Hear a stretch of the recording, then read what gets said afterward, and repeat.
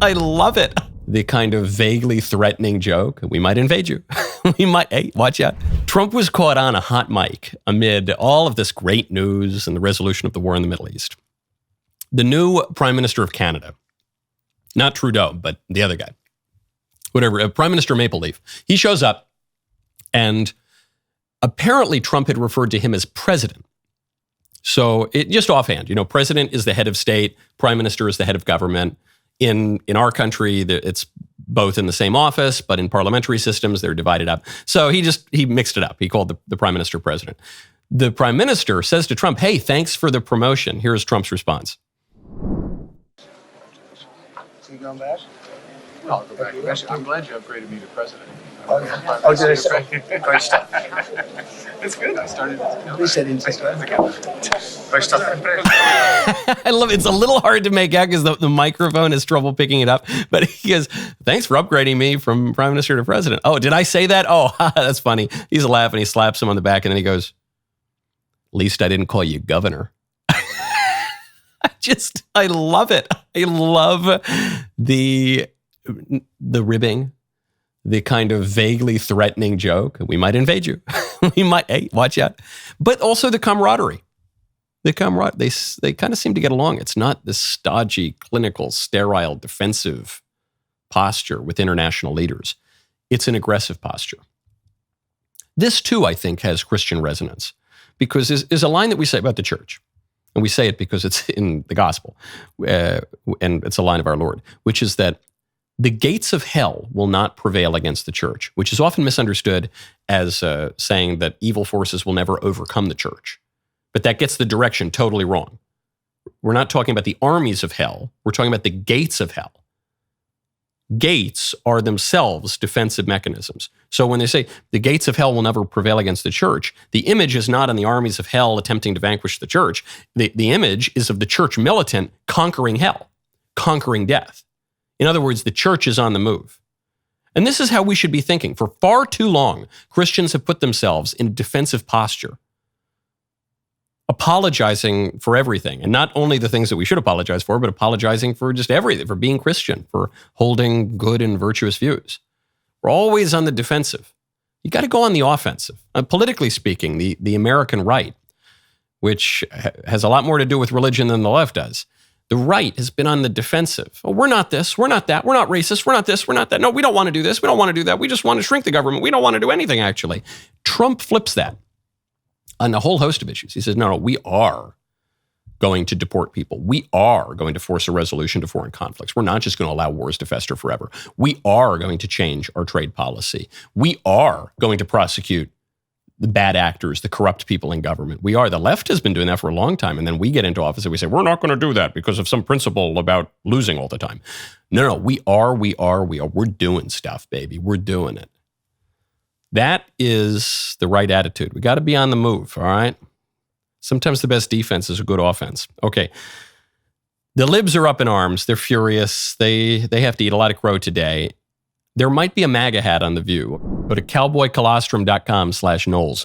Bloating and gut discomfort are incredibly common issues that millions of people deal with daily.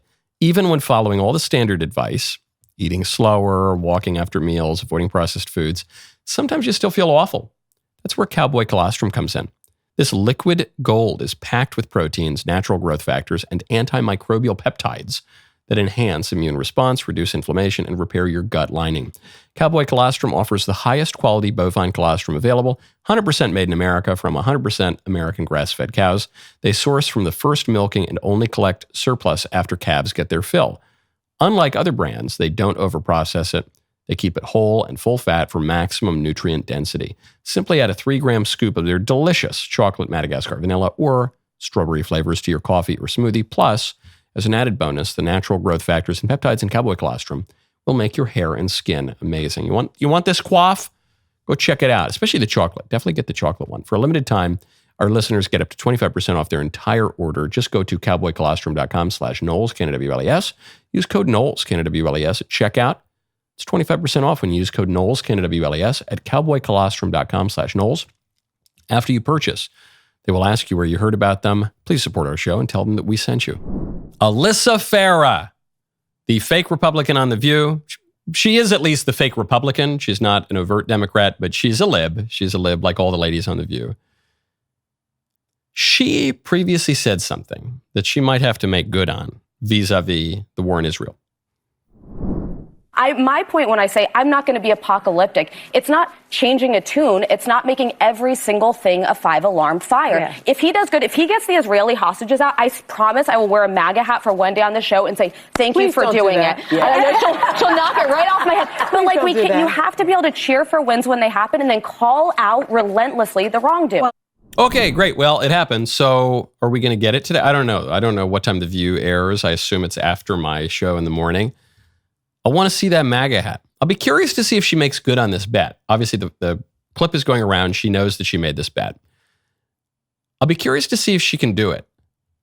Because on the one hand, it would be gracious. It'd be fun. You know, even I remember Glenn Beck in 2016 really didn't like Trump. And then when he saw that Trump was doing great stuff, Glenn had the grace to say, oh, you know, I guess I underestimated him, or I got things a little bit wrong. And he wore the MAGA hat on his show, and it was a great image. Ben Shapiro didn't like Trump in 2016. I did like Trump a lot. I forget what the particular issue was. Trump did something that Ben really, really liked.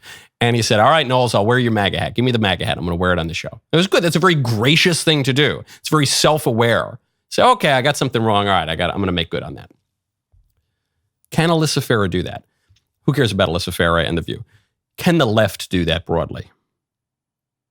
Or do they have to get the nasty picture of Trump? Not just the nasty picture, but the picture that tries to de-Trumpify Trump. Can they acknowledge what Trump just achieved? Because you got to sympathize with them a little bit. If they acknowledge that, they will simultaneously be acknowledging that they were completely wrong about him for 10 years. Completely wrong about him. They said he was going to bring us war. He brought us peace. They said that he was incompetent in politics. He's the best foreign policy president, at least since George H.W. Bush. They said that he turns the whole world against us. He's palling around even with the prime minister of the country that he's threatening to invade, and they're like joking together. He achieved something other people couldn't achieve. He's not just okay at being president, which would be a major concession for the left. He's really, really good at it. He's better than any other president, probably in my lifetime. Yes, it's certainly in my lifetime, because George H.W. Bush wasn't good enough to get reelected. George H.W. Bush did a lot of great stuff, but he did not have the political skill of a Trump. We need to see a lot of that. I want to see that MAGA hat. Weirdly enough, The View is going to be a weather balloon today, or a weather vane rather. The View is going to show us whether or not the left can actually come to grips with this, because it would represent a sea change in American politics. Did you like that clip? I liked that clip. If you would like more such clips, you should subscribe and ring the bell, and we'll see you next time.